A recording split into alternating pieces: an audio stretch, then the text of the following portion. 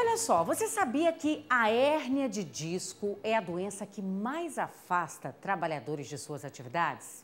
Pois é, gente, o número de casos da doença aumentou 70% de 2022 para 2023. O Jefferson é policial reformado e descobriu o diagnóstico da doença no ano de 2019. Antes de iniciar o tratamento, ele convivia com dores e limitações mecânicas que o incapacitavam de realizar atividades cotidianas. Inicialmente foi falado que era uma lombalgia e, ao longo dos tempos, ela foi ficando pior. Até que em 2018 eu fiz um exame de imagem e detectou que era realmente uma hérnia de disco e já numa fase bem aguda. Com bastante problema, até para poder ficar em pé, assim, muito tempo em pé, é bem difícil, né? Era bem difícil. A coluna vertebral humana é composta por 33 vértebras e, entre elas, estão discos com um núcleo gelatinoso que atua como amortecedor. Quando submetido a uma pressão excessiva, o disco enfraquece e pode romper.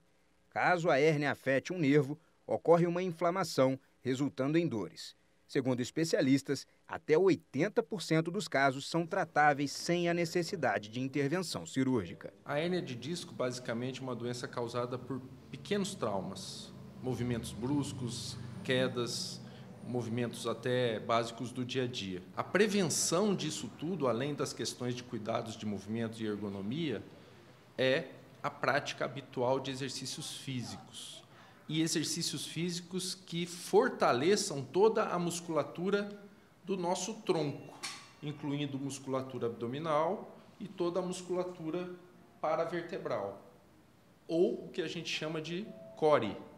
Essa musculatura precisa ser fortalecida. Para essa fisioterapeuta especialista em coluna, o tratamento da hérnia de disco é fundamental para evitar que os pacientes voltem a ter crises agudas. A partir do momento que o corpo mostra uma dor, a gente já considera isso como um sinal de alerta. Não é normal sentir dor.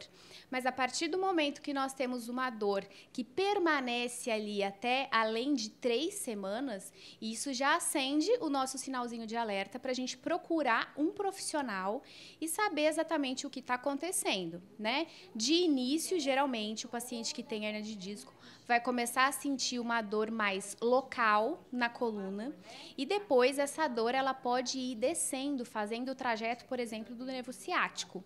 E aí pode vir acompanhada de formigamento, dormência, sensação de choque, diminuição de força. Então, se o paciente ele já está nesse nível de sintoma, ele tem que realmente procurar um profissional urgente. E eu recuperei minha qualidade de vida. Hoje eu ando de moto, viajo de moto, faço atividade física, pratico musculação, tudo normalmente. Uma pesquisa divulgada pelo Ministério da Previdência Social mostrou que a hérnia de disco foi a doença que mais causou o afastamento do trabalho em 2023. Os dados do Ministério revelaram que no último ano, cerca de 51.400 brasileiros deram entrada no auxílio por incapacidade temporária, o antigo auxílio-doença, por conta da hérnia de disco, que ocupou a primeira posição no ranking. De acordo com o relatório do Ministério da Previdência Social, no ano passado foram registrados quase 90 mil casos da doença no país, número 70% maior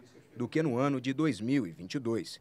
Trabalhadores que precisam se afastar do trabalho por conta de doenças têm direitos e benefícios junto à Previdência Social. Normalmente, o empregado ele vai recorrer até a Previdência Social para ter essa doença reconhecida. Lá vai ser feita a análise do nexo entre essa doença e o trabalho que esse empregado desenvolve. Mas isso é importante a gente dizer aqui, que não está ligado diretamente ao reconhecimento pela Justiça do Trabalho para que esse empregado tenha, de fato, a estabilidade acidentária. Quando o empregado ingressa com uma ação na Justiça, ele vai ter nomeado ali naquele juízo um perito para avaliar a doença que ele adquiriu com a atividade específica do trabalho e é essa perícia quem vai dizer se realmente essa doença adquirida, se ela foi oriunda do trabalho ou se, por exemplo, o empregado já tinha predisposição a essa doença e o trabalho, por exemplo, não serviu sequer para agravar. Então, o que manda é a perícia judicial para que o empregado tenha reconhecido ou não a estabilidade no emprego.